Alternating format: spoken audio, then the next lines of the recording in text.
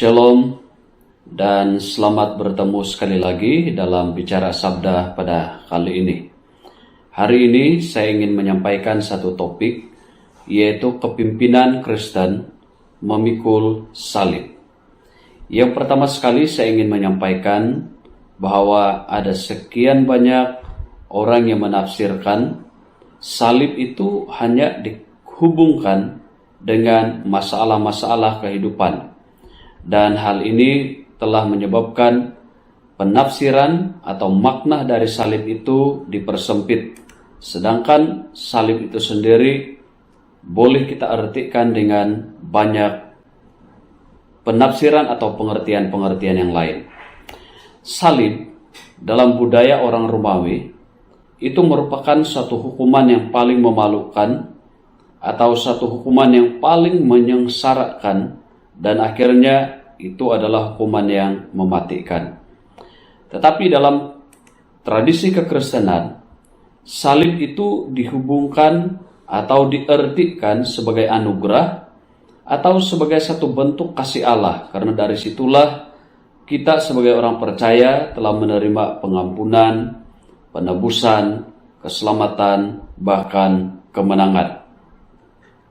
Jadi dari sinilah saya ingin mengembangkan makna salib dari perspektif kepimpinan Kristen. Dan kalau kita hubungkan salib dengan kepimpinan Kristen, ini pastilah berhubungan dengan pribadi si pemimpin yang telah mengalami penebusan, keselamatan, dan ia telah dipanggil khusus oleh Allah untuk melaksanakan kepimpinan dengan cara penggembalaan. Pemimpin yang telah dipanggil oleh Tuhan ini bersedia untuk meneladani Kristus dalam apapun bentuk pengalaman-pengalaman hidup yang ia terima. Dan dalam kekristenan, kepimpinan salib ini seringkali disamaartikan dengan menyangkal diri atau siap berkorban. Jadi dari hal ini saya ingin kita untuk melihat kepimpinan Kristen itu bagaimana kalau kita lihat dia sebagai satu dalam konteks soal memikul salib. Baik, yang pertama itu adalah salib itu sendiri atau memikul salib itu sendiri berarti seorang pemimpin itu bersedia untuk mengalami penderitaan. Dia bersedia untuk menerima segala bentuk ketidakselesaan yang terjadi dalam hidupnya, dalam pelayanannya sebagai seorang pemimpin dalam segala aspek. Jadi dia bersedia untuk menerima. Penderitaan boleh terjadi dalam diri seorang pemimpin dalam bentuk apapun. Sama ada itu dalam bentuk penderitaan secara fisikal, emosional, emosi, ekonomi atau dari segi keuangan, penderitaan dari segi masa, tenaga, dan sebagainya. Dan penderitaan ini boleh terjadi baik disengajakan atau tidak, disadari ataupun tidak. Kadang-kadang penderitaan ini yang dialami oleh pemimpin itu dia terima dari pemimpin-pemimpin pendahulu. Penderitaan yang dimaksudkan di sini itu datang dari masa lalu dalam sejarah kepimpinan tersebut. Ini disebabkan oleh pemimpin masa lalu yang telah melakukan banyak hal-hal yang tidak benar atau tidak baik dalam seluruh kepimpinan. Anda mungkin bukan pemimpin pertama di dalam organisasi yang Anda pimpin, atau bukan sebagai pastor pertama di gereja di mana Anda melayani, atau pemimpin dalam apa-apa institusi dalam pelayanan atau dalam kekristenan. Mungkin Anda bukan sebagai pemimpin pertama, dan pemimpin pendahulu telah meninggalkan banyak masalah, dan Anda sebagai pemimpin baru harus memikul semua hasil-hasil pelayanan atau kepimpinan yang mereka telah tinggalkan. Mungkin masalah itu dalam bentuk hutang, Masalah itu telah merosakkan nama baik gereja atau institusi di mana Anda pimpin, termasuk telah mendatangkan perpecahan dalam organisasi yang telah Anda pimpin. Sebagai contoh, kalau itu adalah hutang, maka itu adalah penderitaan secara ekonomi. Anda terpaksa memikul salib dengan cara bertungkus lumus untuk mencari keuangan, sehingga Anda mungkin berpikir, masihkah ada orang yang bersedia untuk membantu Anda dalam meneruskan pelayanan di mana Anda telah dipilih sebagai seorang pemimpin. Nama baik telah rusak, sehingga Anda juga bertanya, masih adakah yang percaya dengan pelayanan, dengan organisasi atau gereja di mana saya pimpin?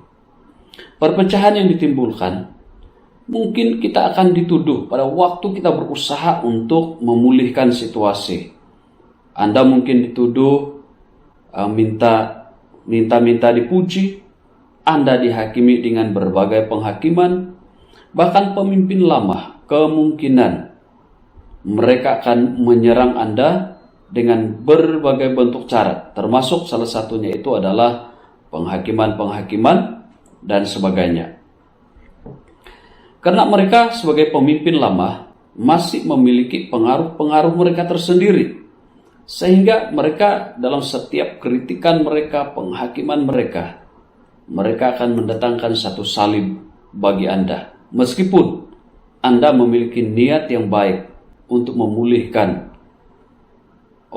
organisasi tersebut dan menyelesaikan semua masalah-masalah yang telah mereka tinggalkan. Mungkin salib itu juga datang bukan hanya dari pemimpin masa lalu, tetapi datang dari tugas atau jawatan yang Anda pegang sendiri. Kita harus mengakui bahwa semakin besar gereja atau institusi yang kita pegang, maka semakin besar pula lah cabaran yang dihadapi. Dan semakin tinggi jawatan yang kita pegang, itu juga membuat semakin, dalam tanda petik, semakin besar salib yang akan dipikul oleh pemimpin.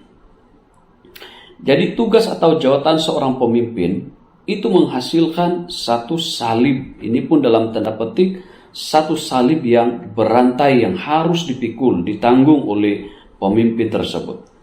Sebagai contoh, kalau dia memimpin satu organisasi atau gereja yang besar, maka kesibukan akan semakin meningkat, sehingga itu akan mengambil masanya yang banyak, mengurangi masa bersama dengan keluarga, sehingga keluarga juga turut menghakimi pengabdian seorang pemimpin di dalam kepimpinan. Bahkan juga mungkin itu membuat kita, kesibukan itu membuat kita alpah atau lalai dalam berdoa dan membaca firman. Dari segi tenaga juga demikian. Semakin ramai orang yang kita pimpin, maka semakin banyak respon yang akan kita hadapi. Respon-respon mereka itu termasuklah respon bersetuju dan respon untuk menolak, respon untuk mengkritik, dan sebagainya. Respon bersetuju itu juga merupakan salah satu salib sebenarnya. Kenapa ia menjadi satu salib? Sebab kegairahan mereka untuk melakukan sesuatu atau bersetuju dengan apa yang kita buat, itu menghasilkan satu dorongan dan godaan jika kita tidak berhati-hati. Termasuklah yang menolak, maka mereka akan menjadi pengkritik-pengkritik yang setia, yang senantiasa memperberat salib yang kita pikul. Dari segi ekonomi, semakin besar organisasi yang kita pegang, maka semakin banyak sumber yang perlu kita cari. Kita memerlukan biaya yang besar.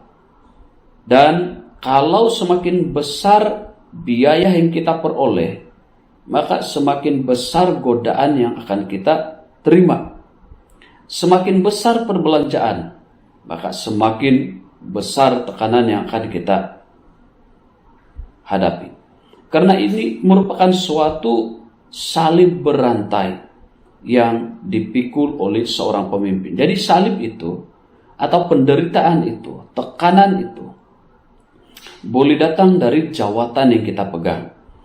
Kadang-kala jawatan yang belum kita kuasai sepenuhnya, terutama dari segi cara kerjanya atau budaya kerja polisi atau objektif dan sebagainya, ini juga akan memberikan tekanan bagi seorang pemimpin. Karena itu, ini cadangan saya bagi para pemimpin. Berdoalah untuk apa jawatan yang Tuhan inginkan untuk kita. Sebab kalau kita belum mempersiapkan diri kita dari segi emosi, iman dan sebagainya, karakter untuk menerima tekanan, meskipun mungkin engkau merasa engkau memiliki kemampuan dari segi pengetahuan dan sebagainya, tetapi di situ ia akan menjadi suatu godaan yang menghancurkan pelayananmu sendiri. Karena itu, berdoa apa jawatan yang Tuhan inginkan, bukan apa yang kita inginkan. Salib juga boleh datang, atau penderitaan, tekanan dan sebagainya boleh juga datang dari orang-orang yang kita pimpin. Seperti yang saya katakan tadi, semakin besar organisasi atau gereja yang kita pimpin, maka semakin banyak orang yang akan menjadi pengkritik-pengkritik kita. Pemimpin sebenarnya mengurus manusia, bukan mengurus program. Program itu hanyalah alat untuk mengurus manusia. Dalam pengertian bahwa manusia yang kita urus itu memiliki banyak ragam. Sama ada suku, pendidikan, kelamin, keinginan, bahkan juga banyak kepentingan-kepentingan tertentu yang dimunculkan dari tuntutan mereka, dari respon-respon yang mereka berikan kepada kita. Karena itu, apabila kita mengurus sesuatu program, maka kita harus selalu melihat dengan siapa program itu dilakukan. Sebab jika tidak, ia akan menghasilkan satu beban yang hanya memperberat tanggung jawab atau bebanan salib yang dipikul oleh seorang pemimpin. Sebagai seorang pemimpin yang ada di dalam kandang kita itu, bukan hanya domba, tetapi kambing. Sesuai dalam Matius pasal 25 ayat yang kita 32. Di ladang yang Tuhan percayakan untuk kita itu, bukan hanya ada gandum, tetapi juga ada lalang. Sesuai dalam Matius pasal 13 ayat 26 dan 30. Karena itu, ini merupakan satu peringatan penting daripada Tuhan Yesus, bahwa cabaran yang dipikul oleh seorang pemimpin itu adalah pasti. Karena itu, seorang pemimpin Kristen, seorang pemimpin rohani itu, dia haruslah mempersiapkan dirinya dalam semua aspek. Jika yang dipimpin itu lebih banyak kambing, maka pasti kambing itu akan mendatangkan cebaran bagi dirinya. Dan andai kata yang dipimpin itu domba, maka tetap juga akan memberikan cabaran.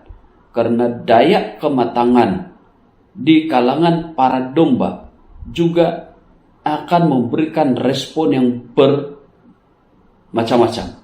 Jadi respon ini yang harus ditangani, karena ketidakmatangan itu akan boleh mengarah kepada hal-hal yang negatif yang akhirnya menambahkan bebanan atau salib yang terpaksa kita pikul sebagai seorang pemimpin.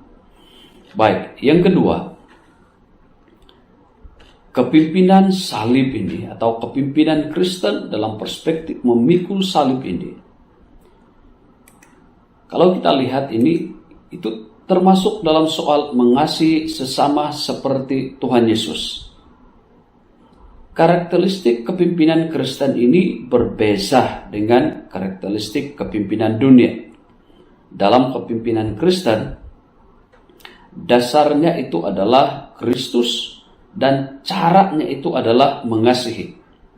Dalam kepimpinan dunia, Anda boleh menjadi seorang pemimpin karena jawatan, karena Anda melihat itu sebagai sebuah pekerjaan, karena gaji atau kemudahan-kemudahan yang Anda peroleh, atau mungkin karena Anda ingin dihormati, dikenali, suka dilayani, dan sebagainya. Dan Anda boleh menjadi pemimpin tanpa harus mengasihi, jika kepimpinan itu adalah kepimpinan dunia. Tetapi dalam kepimpinan Kristen tidak boleh demikian. Seorang pemimpin Kristen itu adalah seorang yang mengasihi. Kepimpinan rohani itu dipanggil dan sangat mengerti. Seorang pemimpin itu sangat mengerti bahwa memimpin adalah melayani dengan bersikap jujur, rendah hati, dan tidak mementingkan diri sendiri. Meskipun demikian, melaksanakan kepimpinan rohani seperti ini tidak berarti bahwa seorang pemimpin itu disukai oleh semua orang. Sebab kadangkala ada orang yang mengambil kesempatan di dalam kebaikan kita, dalam kejujuran kita, dalam kerendahan hati kita, kesungguhan kita melayani. Masih ada orang yang mengambil kesempatan. Dan disinilah kesakitan itu terjadi. Kesakitan itu terjadi ketika kebaikan dan ketulusan hati kita dikhianati. Apalagi kalau yang melakukan itu adalah orang-orang yang paling dekat dengan kita. Kesakitan itu paling terasa dan boleh bertahan lama apabila ia dilakukan oleh orang-orang yang memiliki hubungan dengan kita. Mungkin dia adalah keluarga kita, ahli keluarga terdekat. Mungkin dia adalah sahabat kita. Atau mungkin dia adalah orang-orang yang pernah kita tolong, tapi dia mengkhianati kita. Orang-orang yang kita percayai, tapi mengkhianati kita. Disinilah kesakitan itu semakin terasa. Sehingga ramai pemimpin gereja yang undur diri dari kepimpinan. Bukan karena mereka tidak memiliki kompetensi atau skill. Bukan tidak ada keinginan lagi. Tetapi mereka tidak bersedia untuk mengampuni. Atau belum bersedia untuk mengampuni. Itulah sebabnya saya melihat kenapa mengasihi dan mengampuni ini dari satu sisi merupakan satu bebanan. Karena ia bertentangan dengan keinginan kita secara manusia. Pada posisi kita sebagai seorang pemimpin, kita memiliki pengaruh, kita memiliki kuasa, dan kemampuan untuk membalas. Tetapi pada titik inilah Tuhan meminta kita untuk menyangkal kepentingan diri dan mengampuni orang yang seperti ini. Jadi disinilah terjadi suatu pertembungan antara keinginan kita dengan kehendak Tuhan untuk mengampuni. Dan ini menjadi satu salib yang harus dipikul oleh seorang pemimpin. Saya menyebut ini sebagai satu salib karena Kristus pun mengalami hal ini pada waktu ia tergantung di atas kayu salib. Petrus sebagai orang terdekat, murid yang paling diharapkan, tetapi telah mengkhianati dia. Dan adalah lebih mudah bagi Tuhan Yesus untuk menghukum dia karena dia memiliki kuasa daripada untuk mengampuni. Tetapi dia tetap memilih untuk mengampuni Petrus. Dan disinilah secara manusia kita memiliki satu pertembungan keinginan di sini. Apakah mengampuni sesuai dengan perintah Tuhan? Atau kita melaksanakan segala pengetahuan dan pengalaman dan kuasa yang ada pada kita untuk menyerang dan membalas dendam. Jadi dari satu perspektif, dari satu sisi, mengasihi orang-orang yang membenci ini merupakan satu salib bagi seorang pemimpin. Tetapi dia tidak memiliki pilihan. Standar kita dalam mengasihi dan mengampuni itu adalah pada standar kasih Kristus sebagai kasih adalah sebagai sumber kasih agape. Sesuai dalam Yohanes 21 ayat 15 sampai 17 dan 1 Petrus pasal 5 ayat 2. Dan kalau kita berhasil untuk mengampuni atau memikul salib dengan cara merendahkan diri dan mengampuni orang yang melakukan pengkhianatan terhadap kita, maka kasih inilah yang akan mendorong orang lain untuk terlibat di dalam pelayanan. Inilah yang membuat mereka dimotivasi untuk terus setia mengasihi, melayani Tuhan. Jadi itu sebabnya kasih adalah dasar yang penting dalam prinsip kepimpinan Kristen. Meskipun ia adalah sulit, tetapi harus dilakukan. Yang ketiga itu adalah bersedia menyelesaikan visi. Salib itu adalah lambang di mana Kristus bersedia menyelesaikan visi Allah. Visi Anda adalah salib Anda sendiri. Itulah sebabnya seorang pemimpin harus berdoa untuk meminta pimpinan Tuhan untuk menetapkan visinya, sebab visi yang tidak realistik akan menjadi satu beban berat yang akan dia pikul. Jadi jangan membuat satu visi yang kelihatan besar hanya karena ingin dihormati, tetapi tidak realistik. Ini akan menjadi suatu penghakiman orang lain terhadap dirimu, dan ini akan membuat engkau merasa sangat sakit. Karena itu, seorang pemimpin dia harus berdoa pada Tuhan, minta supaya Tuhan memberikan dia visi, dan kemudian minta supaya Tuhan memberikan dia hikmat dan kemampuan untuk menyelesaikan visi yang Tuhan berikan. Pada waktu Allah memanggil kita menjadi pemimpin, itu berarti Allah telah memberikan kita visi yang jelas, dan visi itu harus dipikul seperti Kristus memikul salibnya sampai di Golgota, bahkan juga taat sehingga mati di atas kayu salib untuk menyelesaikan misinya secara tuntas. Salib adalah tanda klimaks dari misi Allah, seperti mana Kristus sendiri pada saat terakhir Yohanes 19 ayat 30, ia berteriak di atas kayu salib, sudah selesai.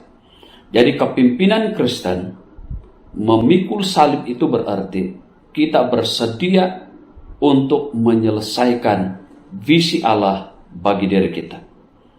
Visi Allah bagi pribadi si pemimpin dan visi Allah bagi organisasi adalah dua hal yang berbeda, meskipun memiliki hubungan. Tidak semua pemimpin yang dipanggil untuk menyelesaikan visi organisasi, tetapi setiap pemimpin harus menyelesaikan visi Allah bagi dirinya sendiri. Bagi seorang pemimpin yang telah dipanggil, dia harus menyelesaikan visi Tuhan yang telah Tuhan berikan bagi dia. Meskipun visi Tuhan untuk organisasi itu, gereja itu, masih terus berlangsung. Karena itu sebagai seorang pemimpin Kristen, dia harus memiliki satu keberanian, satu tekad untuk menyelesaikan visi yang Tuhan berikan bagi dia sebagai seorang pemimpin. Allah memanggil pemimpin untuk mencapai garis akhir, bukan hanya pada separuh jalan. Kita boleh lihat ini dalam Kisah Para Rasul pasal 14 ayat 26 dan Filipi pasal 1 ayat yang ke-6. Setiap pemimpin ada garis akhirnya yang tersendiri. Kisah Para Rasul pasal 20 ayat 24 dan 2 Timotius pasal 4 ayat yang ke-7.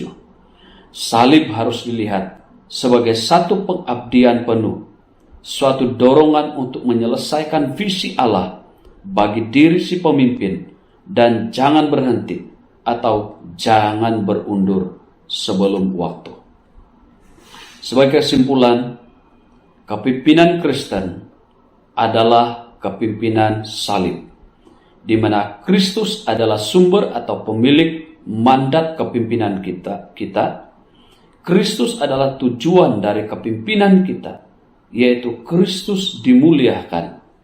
Kristus adalah teladan kepimpinan kita.